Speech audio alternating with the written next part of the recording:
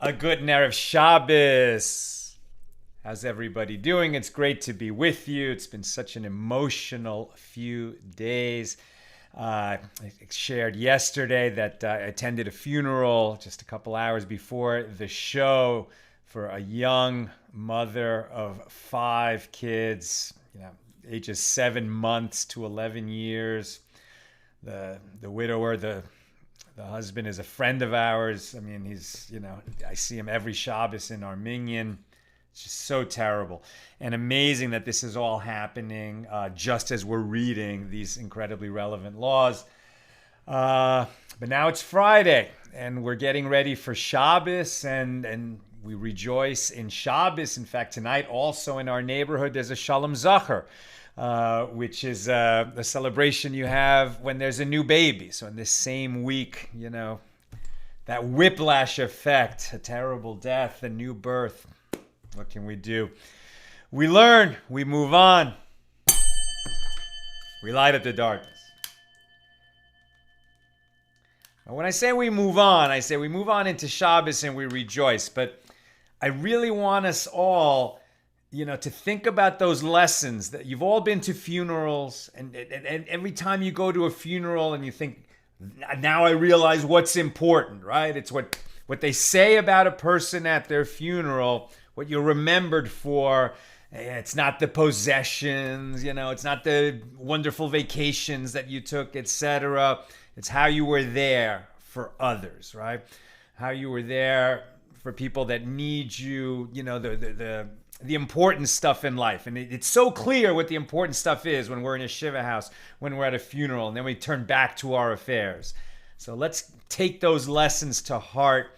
And as we slip into Shabbos, be just so grateful for all the blessings in our lives. Okay, who's with us on a Friday afternoon? Yehuda in South Carolina, right? Pauline in Arkansas, Tom in PA, right? Everyone's saying Shabbat Shalom, but I kind of remember where you guys live. James in Indianapolis, Stephen in New Hampshire, Rebecca in LA, Paul in the Great Northwest, Christina in Texas, welcome. Karen in Northern California, Bella in Florida, John in Maine, the other Paul in Chicago, Nancy in North Carolina, Sandy in Michigan, Bella's in Florida, Sharon in New Jersey, Janine in Mount Kisco, New York, Melissa in New York, Tom got the bell and the candle, Nicholas in Portland, and Tom says exactly, we mourn, we remember, we celebrate. Exactly, that is life. And Elizabeth, Shabbat Shalom from Virginia. Welcome over there on the YouTube side. John in Sedona and Marjorie in Georgia. Great to have you all with us. Quick housekeeping note, no class tomorrow night, Saturday night. A friend of mine, good friend of mine, known her for more than 30 years. We went to law school together, Beth Hawk, has directed a new movie called Breaking the Bread, which is about making peace in the Middle East through hummus. Right? So the idea is just some Israeli and Arab chefs coming together, making hummus. I think it's a hummus competition, or I don't know exactly what the movie's about, but the idea is basically coming together over food. It's getting wonderful reviews, and she asked us to come to a little, Q&A with the director / premiere in a local movie theater. We want to support her in her work. So if it's opening, I think, like 30 cities. So if Breaking the Bread, directed by Beth Hawk, is opening in your city, go see it. Great movie. I know Beth has been working hard on this for years, and this is the big opening weekend. We support her in that. Okay, Where am I? So we are on today's daf is Chaf Gimel, page 23 here in Tractate Moed Katan, which means I think we're about a week away from the siyum. These siyums, they keep coming fast and furious. Yes, this tractate only has 29 pages, so we're 6 days away from a siyum. But today we're doing page 23. We're still Mishna number 4 of chapter 3. Generally speaking, these are the laws of the intermediate days of holidays. But because these laws are closely related to the laws of the mourner, we're doing a lot of time on the laws of mourning. And so here we go. Picking it up at the bottom of 22b. The sages taught the following baraisa. When a sage dies, his study hall ceases its regular study as a sign of mourning over him. When the president of the court dies, all of the study halls in his city cease their regular study, and everyone enters the synagogue and changes their places, meaning people have regular seats that they sit in the synagogue. They don't sit in their regular seat as a sign of respect and mourning for the president of the court who has died. Those who ordinarily sit in the north of the synagogue should sit in the south, and those who ordinarily sit in the south should sit in the north. When the Nasi dies, right, the head of the Sanhedrin in Jerusalem, when the temple is standing and there is a Sanhedrin, all study halls cease their regular study throughout the nation. And on Shabbos, the members of the synagogue enter the synagogue for the public Torah reading, which requires a congregation of 10, a minyan. Now we're at the top of 23a. And 7 people read from the Torah, meaning the regular 7 aliyahs of Shabbos. And then they leave and pray on their own, right? So they don't pray as a minyan, they just gather for the Torah reading. And Rabbi Yehoshua ben Korcha says, it is not that they stroll afterward in the marketplace, but rather they leave the synagogue to go sit at home alone in silent mourning. Now, we don't do these practices anymore. There is no Sanhedrin, there is no Nasi that we would mourn in this way. And now that we're talking about Shabbos and what we do on Shabbos for a mourner, we're going to get deeper into that subject. But first, and furthermore, one may not speak about halachas or agadah in a house of mourning, not speak the laws, Jewish laws, nor the stories that illustrate Torah principles in a house of mourning, as this is an activity that brings people joy. It was said of Rabbi Hananiah ben Gamliel that he would speak about halacha and agadah in a house of mourning, but we don't. One may not speak about halacha or agadah in the house of a mourner. That's the law. The sages taught the following baraisa. During the first week after his bereavement, the mourner may not go out of the opening of his house. He has to stay home. During the second week, he may go out, but he may not sit in his usual place in the synagogue. During the third week, he may sit in his usual place, but he does not speak. And during the fourth week, he is like any other person. Rabbi Yehuda says they did not need to say that during the first week, the mourner may not go out of the opening of his house. We know that. During the Shiva, you're at home. This teaches us nothing new, as at that time, everyone goes into his house to console him.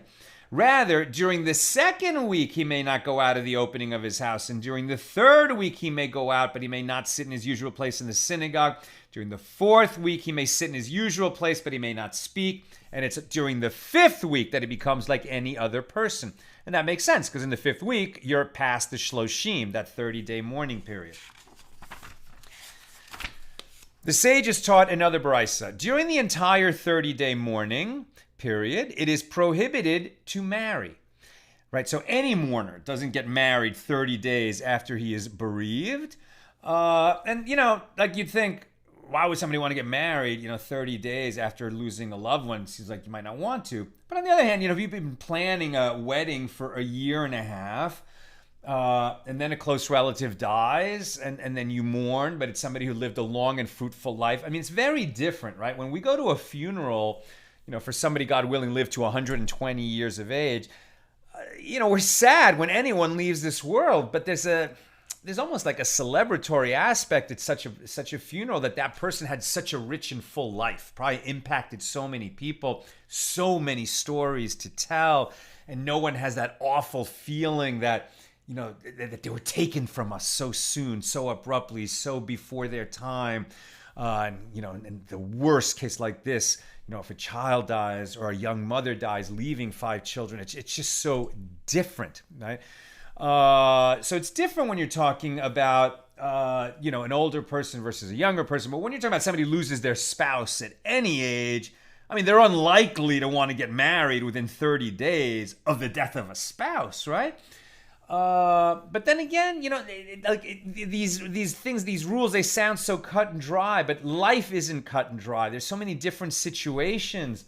Who knows? Maybe somebody finally succumbed to an illness where they were, incapacitated in a coma for an extended amount of time, and that person, sort of moved on with their life.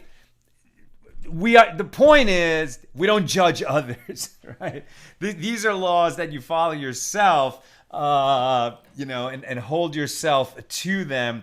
And when you see other people, that's one of the things that the mother of the deceased woman had said at the funeral yesterday, right? Love each other, be good to each other. You do Torah mitzvahs, and don't listen to or speak lashon hara. Okay, so the sages taught in the Brisa, during the entire 30-day period of mourning, it is prohibited to marry. If one's wife died, it is prohibited to marry another wife until 3 festivals pass. Now, we've seen laws like this before about 3 festivals passing. Like, when does it become a sin that somebody who pledged to bring an offering in the temple, and then he delayed in bringing it? Right, and so like when is it he waited too long before he brought that offering that he pledged to bring? It's when 3 festivals pass in succession. So there we're talking about if Passover, Shavuos, and Sukkot all pass in that order. Like if you made your pledge after Passover, you're not actually going to be not held to account for not bringing your pledge until the following year, not Shavuos, Sukkot, and then Passover, but in order, Passover, Sukkot, and Shavuos, right? So it could be 18 months until you're late for that. Here they're saying that a guy loses his wife, he should wait until 3 festivals have passed. But the laws of mourning are always more lenient. And wherever the question comes up, they're going to be more lenient. So here they're not going to say that you have to wait until Passover, Shavuos, and Sukkot have passed in that order. Here they mean something different by that. If one's wife died, it is prohibited to marry another wife until 3 festivals pass since her death. Rabbi Yehuda says, until the 1st and 2nd festivals have passed, he is prohibited from marrying. Before the 3rd festival, however, he is permitted to do so. And there's other opinions here that say that even, like Sukkot, like the first days of Sukkot, that's a festival. And Shmini Atzeret, which is the 8th day of Sukkot, can count as a 2nd festival. So there, Shavuos and Sukkot, and that would be enough time. Some say that Rosh Hashanah and Yom Kippur could be counted this way. So somebody, a man lost his wife before Rosh Hashanah, 2 weeks later, he's basically, 2 weeks later begins Sukkot, and then Sukkot is ending, let's say at the most 8 days after that. So, about a little bit over 3 weeks, and he could marry just according to this. Now, maybe the guy's broken up and crushed. He isn't even thinking about some other woman that he could marry. Just technically speaking, it could be that soon, according to some opinions. And if he does not, and why would he want to remarry so soon? Isn't that some kind of a terrible disrespect to the woman that he lost? But if he does not have children, he is permitted to marry another wife immediately due to the need to not neglect the mitzvah to be fruitful and multiply. To be fruitful and multiply, right? If he doesn't have children, he can marry right away so that he can, get busy trying to have kids. Since he has not yet fulfilled the mitzvah of procreation, we learn according to Beis Hillel, it means you have at least a boy and a girl. According to Beis Shammai, that you have 2 boys. That mitzvah, that commandment to have children, is actually only on the man. Jewish men are obligated to have children. A Jewish woman is not obligated. Obviously, it's encouraged, it's celebrated, it's wonderful to have children, but Jewish women are not obligated to have children the way that Jewish men are. Why? Because it's dangerous, especially in the ancient world. It was dangerous to have a child. Sometimes women die in childbirth, so she's not obligated. Like if she's afraid, if there's history in the family that, she could be harmed in childbirth, so she's excused, right? No woman is obligated to have children. That's an obligation on men. Since he has not yet fulfilled the mitzvah of procreation, he is still required to marry a wife. Any delay might result in a lost opportunity for marriage. Similarly, if his wife died and left him young children, he is permitted to marry another wife immediately so that she might take care of those young children. There was an incident when the wife of Yosef the priest died, and he said to her sister at the cemetery, immediately after the funeral, "Go and care for your sister's children." In other words, he alluded that he wished to marry her immediately for the sake of the children. But even though he married her immediately, he did not engage in sexual relations with her for a long time afterward. The Gemara asked, well, what is the meaning of the term a long time? And Rav Papa said, after 30 days. The sages taught yet another baraisa. During the entire 30-day period of mourning, it is prohibited to wear ironed garments, whether they are new garments or old garments taken out of the press. And by the way, before we move on about this law of a man is permitted to remarry, he should wait 3 festivals if he loses his wife before marrying a new wife, unless he hasn't had children or he has young children. Those could be exceptions. What about a woman? If a woman loses her husband, when can she remarry? A woman whose husband dies is not required to wait for 3 festivals. Instead, with regard to the laws of mourning, she is permitted to marry even within 30 days. However, she is required to wait 3 months in case she is pregnant at the time, God forbid her husband dies, in order to determine the father of the child, right? So there you go. Okay, now about ironed clothing during the mourning period. New subject. The sages taught yet another baraisa. During the entire 30-day period of mourning, it is prohibited to wear ironed garments, whether they are new garments or old garments taken out of the press, as ironed garments appear to be new. And Rabbi Yehuda Hanasi disagrees, and he says the sages prohibited wearing only new garments. Rabbi Lazar, the son of Rabbi Shimon, says they prohibited wearing only new and white garments that are both new and white. And the Gemara relates that Abaye went out while he was in mourning in an old white garment, in accordance with the opinion of Rabbi Yehuda Hanasi. And Rav, on the other hand, went out in a new red Roman cloak, as he acted in accordance with the opinion of Rabbi Elazar, the son of Rabbi Shimon. It was taught in the Mishna. This is because the sages said that Shabbos counts as one of the days of mourning, but it does not interrupt the mourning period. Meaning, if you have a Shiva, so it's a 7-day mourning period, it's going to include a Shabbos, right? In any period of 7 days, there's going to be a Saturday. So what happens when Saturday comes? If you lose a relative and you have to sit Shiva 3 days before a festival, and then the festival comes, the festival cancels the rest of the Shiva. You don't do the rest of the Shiva. But if Shabbos comes in the middle of the Shiva, it doesn't cancel the rest of the Shiva. You still count the 7 days, including the Shabbos. But on Shabbos, it's a mitzvah to be happy, right? It's a mitzvah to rejoice in Shabbos. How does that square with our obligation to mourn if we're the ones obligated in the Shiva? So what they're saying is, for sure, Shabbos doesn't interrupt the count of the 7 days. You're going to do the whole 7 days. Shabbos is one of them. But what about the mourning practices on Shabbos? That's what they're asking. So it is stated that with regard to mourning on Shabbos, there's a difference in practice between the residents of Judea and the residents of the Galilee. So Judea, the area around Jerusalem, and the Galilee, the area around the Sea of Galilee, the Kinneret in the north. And these say there is some mourning on Shabbos, i.e., with regard to mourning rites that can be observed privately in the mourner's home and will go unnoticed by other people. So you could still do a little bit of the mourning practices of the Shiva. Whereas those in the other communities say there is no mourning on Shabbos at all. You just stop being a mourner on Shabbos. You're still counting the days, but you stop being a mourner. And the Gemara explains, the ones who said that there is some mourning on Shabbos rely on that which is taught that Shabbos counts as one of the days of mourning, implying that some degree of mourning applies on that day. If it's one of the 7 days, there must be some aspect of being a mourner that applies even during Shabbos.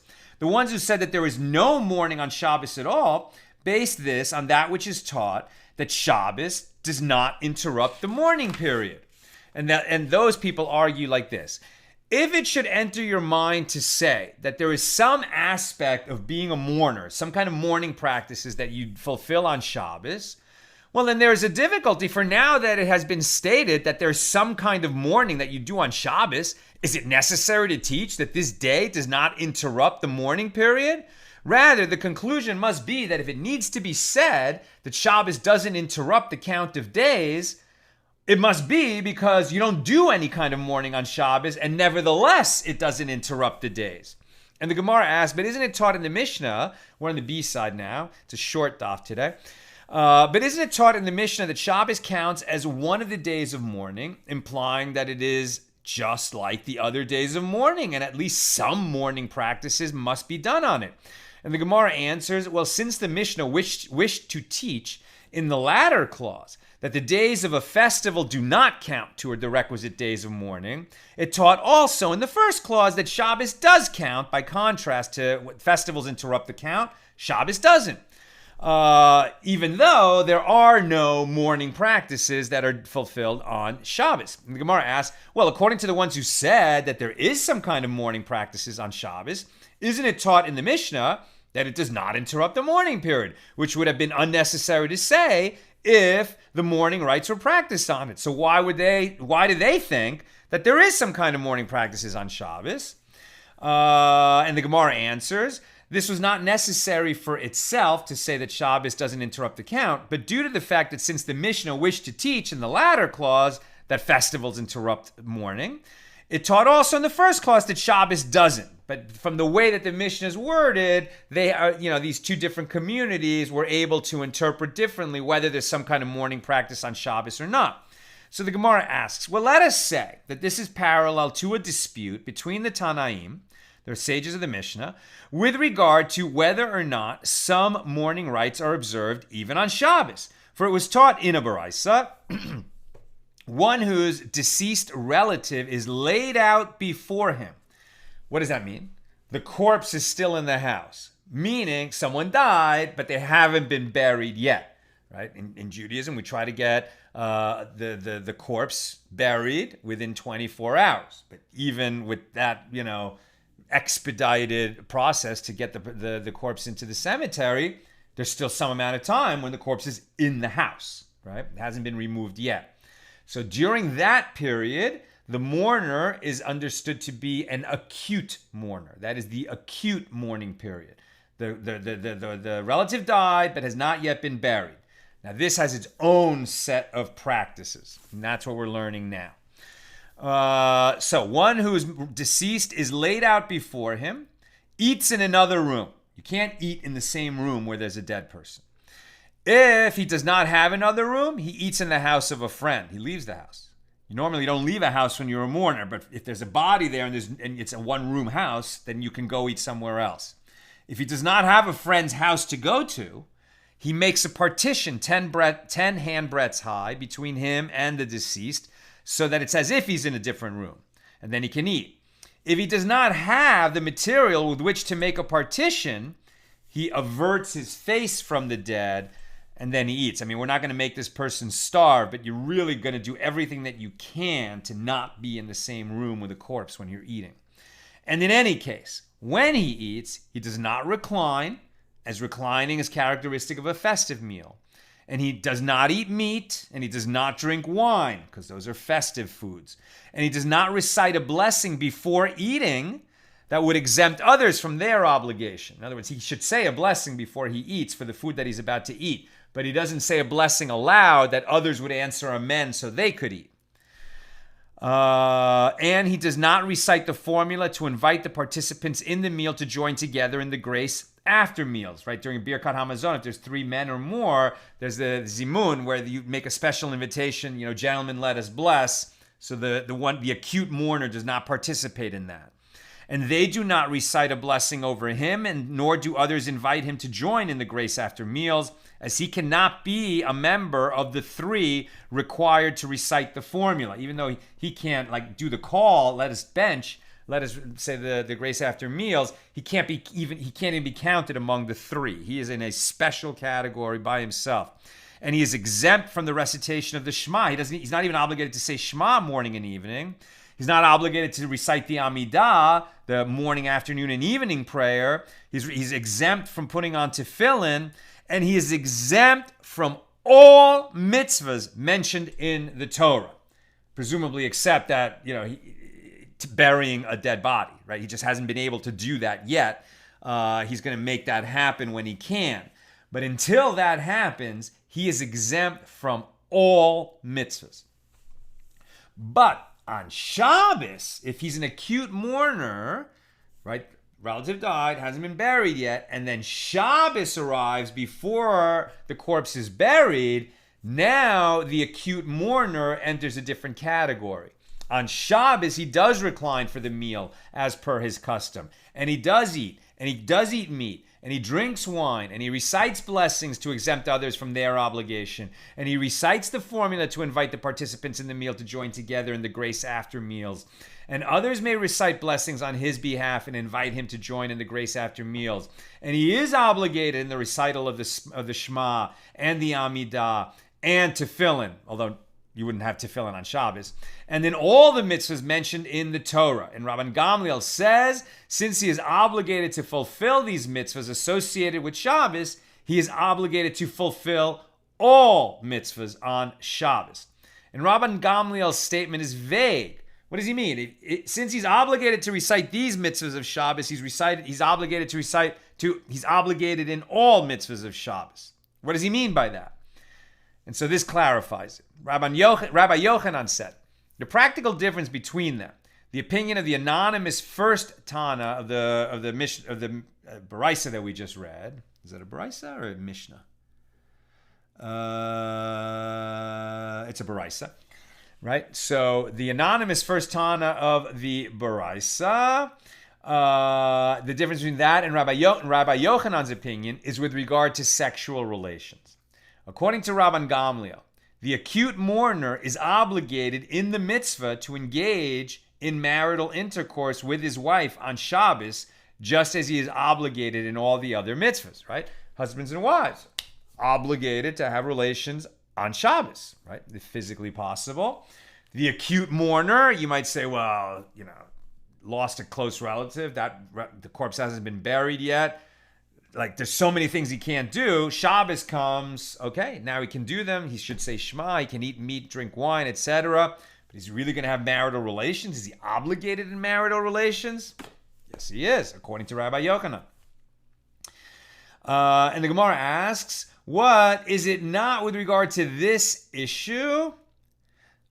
Is it not with regard to this issue that they disagree? Is it not that one sage, the anonymous first Tana, holds that there is some mourning on Shabbos with regard to private issues, and therefore the mourner does not engage in sexual relations while he's an acute mourner, even on Shabbos?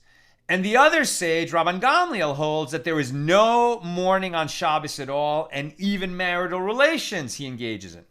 And the Gemara rejects this argument. From where do you reach this conclusion? Perhaps the first Tana is saying that it is prohibited for the grieving relative to engage in sexual relations in the case dealt with only there, because the deceased relative is laid out before him. He's an acute mourner, hasn't been buried yet. The corpse hasn't been buried yet. But here, with regard to the period of mourning, just the regular Shiva, after we've come back from the cemetery, the 7 days, and now Shabbos comes along in the Shiva, with regard to the period of mourning when his dead has been buried and is no longer laid out before him, so maybe sexual relations are not prohibited. I'm almost done, so if you got questions or comments, get them in. And alternatively, perhaps Rabban Gamliel is saying that the grieving relative is permitted to engage in sexual relations only there where the halachas of mourning have not yet taken effect, as mourning begins only after the burial. But here, where the halachas of mourning have not already kicked in, he may also prohibit sexual relations. And Rabbi Yochanan asked of Shmuel, Is there some mourning on Shabbos, or is there no mourning on Shabbos at all? No mourning practices on Shabbos? And he said to him, there is no mourning on Shabbos at all. That's where the Gemara ends for today. We're actually at the top of 24a. And I'll just read the halacha here. What is the halacha of mourning on Shabbos? On Shabbos, the restrictions of mourning apply in private. This is the opinion of Rabbi Yochanan. And the halacha is in accordance with him, even when he argues against Rav and Shmuel. This is also the halacha according to a similar discussion in Tractate Ketubot. Therefore, a mourner is prohibited from engaging in sexual relations or bathing, even on Shabbos. However, he may not show any public signs of mourning. Right? So there is some aspect of being a mourner on Shabbos, but only with respect to things that you do in private. You don't receive visitors to a shiva house on Shabbos. You do eat meat, you do drink wine, but you don't engage in sexual relations, and you don't bathe, right? You wouldn't bathe even on Shabbos, but I guess you don't bathe to prepare for Shabbos either. However, he may not show any public signs of mourning, and therefore he may not wrap his head in mourning like the Ishmaelites. He wears shoes. He sets his bed upright. Right? Remember, in the ancient times they turned over the beds for a mourner, but he doesn't do that on Shabbos. He does not wear his torn garment on Shabbos. He wears it the rest of the Shiva week, but not on Shabbos. If he has no other garment, then he should reverse the torn garment so that the tear is in the back. Torah study remains prohibited, as it is considered a private matter. However, he may read the Torah portion twice and its translation once, as this type of study is considered to be similar to the recitation of the Shema. It's an obligation of Torah study as opposed to just learning for the sake of learning. If the mourner is called, which gives joy, if the mourner is called to the Torah, he should go up to the Torah. For not going is a public display of mourning. Similarly, one who is called to the Torah every week, or a priest in a synagogue where there are no other priests, may also read from the Torah. So with respect to private matters, he is a mourner on Shabbos. With respect to public matters, he is not a mourner during Shabbos. All right, that's what we got today. Let's see if there are any questions or comments on this short daf. Reminder, no class tomorrow night, Saturday night, and we'll resume probably with a double daf on Sunday, or the next opportunity that makes sense for a double daf. Let's see, is the next one kind of short like this one just was? Yeah, relatively 24 is kind of short. So we'll probably do the double daf on Sunday. No class Saturday night. Tom, Sal, yesterday I asked where you get the halachas that you read to us. I think I wasn't clear. I meant the ones in the book you are reading from. Where does that book cite them from? Respectfully asked again. Oh, good question. So he does give sources. Usually it's Shulchan Aruch. Yes. So for example, I just read you these halachas of mourning on Shabbos. Right. So this is the Koren Talmud. And so if you look, just like in the art scroll, when you look at the text itself, right? So the Aramaic on the side, the Aramaic on this side, and then the bold English is the just direct translation of the Aramaic. It's a little out of focus, I apologize. And then the not bold English is Rav Steinsaltz's elucidation. And then in the margins, you have different kinds of notes, sort of background notes, personalities of the sages, language, and halacha, right? So for halachas, like the one I just read you about the laws of a mourner on Shabbos, so what does he cite? Shulchan Aruch, Yoredeya 401. So usually, yes, the halacha is citing Shulchan Aruch. So that answers your question. Dennis, hey Sal, have you ever heard of the Chilean singer Yael Meir? Yes, I know Yael. Why do you ask? She studied at Berklee School of Music and Arts in Boston. Yes, and she was in LA for a time. And I think like somebody networked us because, Chilean Jews, how many of them could there be? I think her family knows my family. I don't know where she is now. I probably haven't, interacted with her in 10 years. But yes, I know the Chilean singer Yael Meir. Sharon Frant Brooks, aren't signs of mourning removed on Shabbos, like the Korea ribbon and put on Shabbos clothes, shave, etc.? So you must have asked that before we got to, with that answered your question. Correct. We remove public signs of mourning on Shabbos. Caroline, by the way, so there are no songs of lament by anyone during the 7 or 30-day periods of mourning, correct? I'm not sure what you mean by songs of lament, Caroline. But what I'm not sure what you're asking, right? So I mean, like you'll hear at a funeral, Kel Male Rachamim, very sad, very moving chanting that you often hear at funerals, not all funerals. But what we said before was that during the 7 and 30-day period, it's definitely during the 7-day period, the mourners should not be engaging in Torah study because that brings joy and therefore not appropriate for the Shiva. And especially one who's lost a parent, I think for the whole Shloshim. But what is appropriate for them to read is like the calamities in the Bible, right? So like the book of Job, the book of Lamentations, material like that. But in terms of songs of lament, I'm not sure what you're asking. Maybe you'll clarify that and bring the question back on Sunday. Or email us, and maybe I can have the answer to that. Okay, my friends, that's what I've got for us today. May we be blessed with a Shabbos of peace, of joy, of refreshment. Our hearts go out to those in grief who have lost someone recently, especially the family of Liora Ezuri, who was taken so tragically from this world 2 nights ago. I don't even know what else to say. I also learned today that a friend of ours, a great writer in the Jewish Journal named Larry Greenfield, had passed away at the age of 59. I just didn't even know until I read an article about him in the Jewish Journal, and now I want to express my condolences to the family.